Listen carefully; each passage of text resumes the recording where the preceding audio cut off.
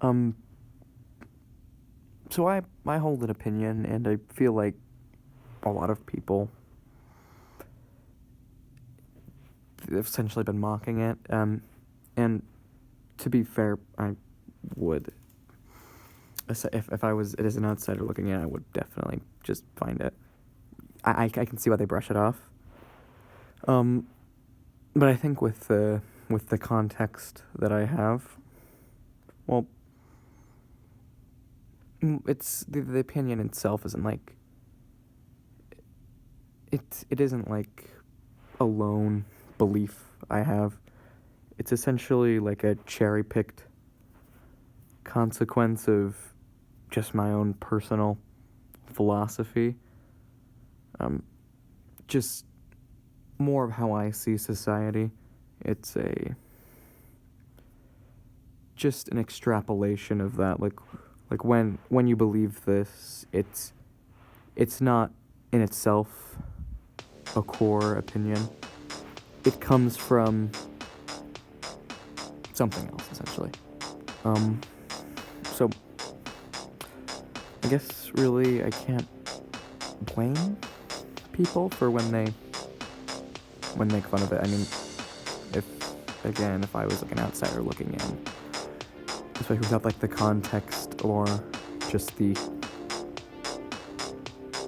guess thinking I've put out on the subject, I would find it ridiculous too.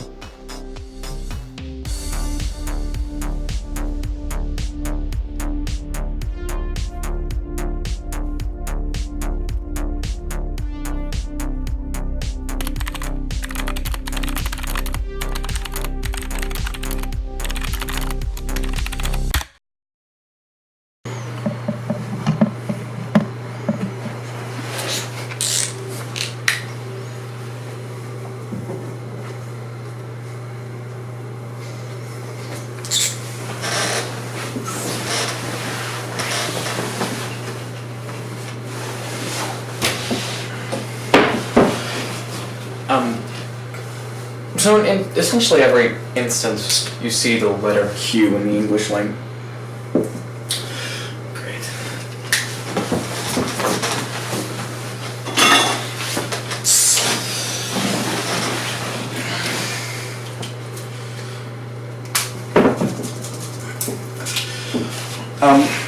So basically any time you see the letter Q in the English language, you know what you're going to write next, essentially. Q. And so it can almost be argued that the Q letter in it of itself doesn't even make the qua sound, you know. Which, like, I mean, if you were going to write what makes the qua sound, it's like you wouldn't even just write Q. Like, if I want to say, like, oh, what makes an eh sound, I just write, like, E. Like, that's it. That's what makes eh. Maybe an EH. H would probably be silent, though. Just, if I want to make an eh sound, if I want to make a b sound, you write the respective letters. But with Q, it seems wrong. Like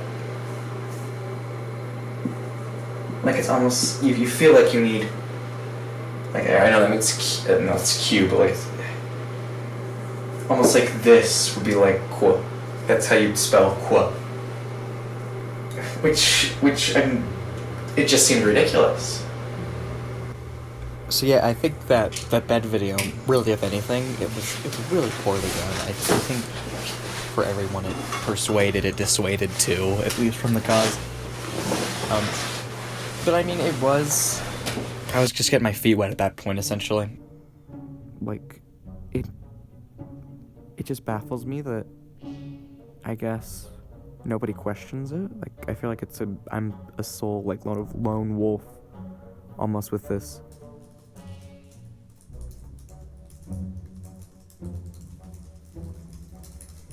Yeah, the big problem with that video is it just wasn't well spoken when I was trying to explain the advantages of quote-unquote pruning the letter Q. I just didn't know how to effectively communicate just how many fields can be drastically improved by just the removal of a single letter.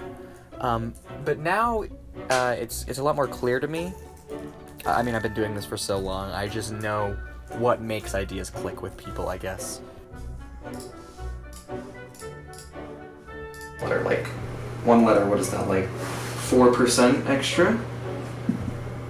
So for like every time you implement like a writer, every time like you write a letter in a big long list, you're taking like 4% more work. Like every implementation of a letter is 4% more work. Imagine, so like every time someone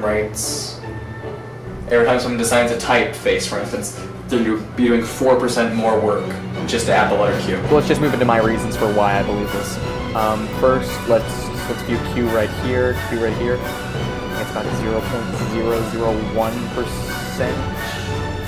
I stressed way too much the benefits of it being simple, clean, even 25, and I didn't mention at all just the precedent that can be set. Now let's move into the big controversy with all this, okay?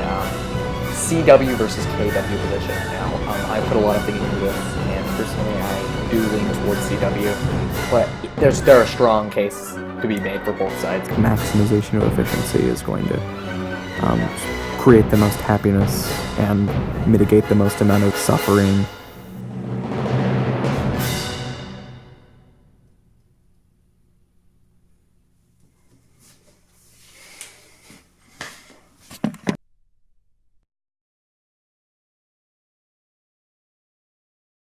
I didn't really understand the full implications. I mean, once you remove Q, you can you can change spellings of words. You could remove C or K. I mean, both of those letters are doing effectively nothing for the English language.